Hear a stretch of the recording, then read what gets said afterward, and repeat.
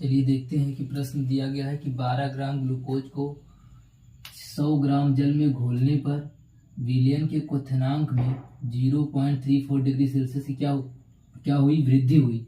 तो जल के मोलल उन्नयन स्थिरांक की गणना कीजिए। तो आप ये देखिएगा पहले क्या दिया गया है, लिखेंगे दिया है, गिवन है, इसमें क्या दिया है तो कह रहा है कि 12 ग्राम दिया गया है।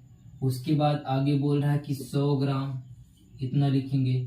लेकिन याद रखिएगा जब आप कोई प्रश्न पढ़ते हैं तो उसमें ये देखिएगा कि जो ग्राम की मात्रा कम होगी वो स्मॉल w का मान हो जाएगा, जो मान किसमें होगा अधिक होगा वो किसका हो जाएगा, कैपिटल W का मान हो जाएगा। उसके बाद कह रहा है क्वथनांक में 0.34 डिग्री सेल्सियस की वृद्धि हुई।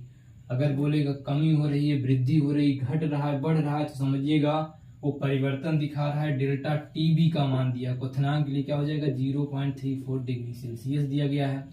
उसके बाद कह रहा है जल के मोलर उन्नयन स्थिरांक गणना कीजिए। आपसे KB पूछ रहा है, इसका जो सूत्र होता है वो होता है डेल्टा TB बराबर क्या हो जाएगा, KB होता है इंटू W इंटू 1000 होगा, अपान में क्या हो जाएगा M इंटू कैपिटल W हो जाएगा। तो डेल्टा TB का मान दिया गया 0.34 दिया गया है, KB का मान कितना दिया गया है। उसके बाद W का मान KB निकालना है, W का मान कितना दिया गया है 12 दिया गया है, 1000 ये नंबर है, रहेगा अपने स्थान पे। स्मॉल m का मान नहीं दिया, लेकिन ये आपके पास एक कंपाउंड दिया गया है। याद रखिएगा कि अणुभार का जो ये ग्लूकोज का अणुभार कितना होता है 180 होता है। ग्लूकोज का अणुभार कितना होता है 180 होता है। तो यहाँ कितना रखेंगे 180 हो जाएगा। कैपिटल W का मान कितना दिया गया 100 ग्राम दिया गया है।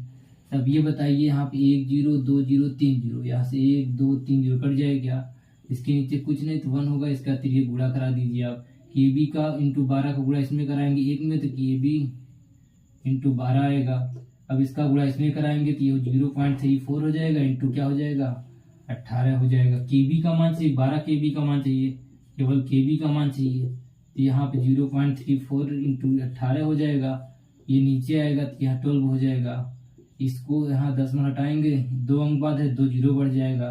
तब आप इसका गुणा करा दीजिए, 34 का 18 गुणा करा लीजिए, 8 चौक 32 की 2 हो जाएगा, 3 ऊपर जाएगा, 8 24 हो जाएगा, 24 दिन कितना 27 हो जाएगा।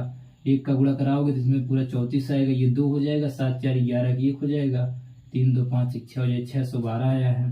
तो यहाँ लिखिएगा KB बराबर क्या हो जाएगा 612, नीचे क्या हो जाएगा 1200 हो जाएगा। अब 1200 का भाग लगा दीजिए इसमें 612 में, जाएगा नहीं, 0 लगा 10 बढ़ाएंगे यहाँ पे, तो इसका मतलब कितनी बार जाएगा 12 पंचे 60, 6000 हो जाएगा।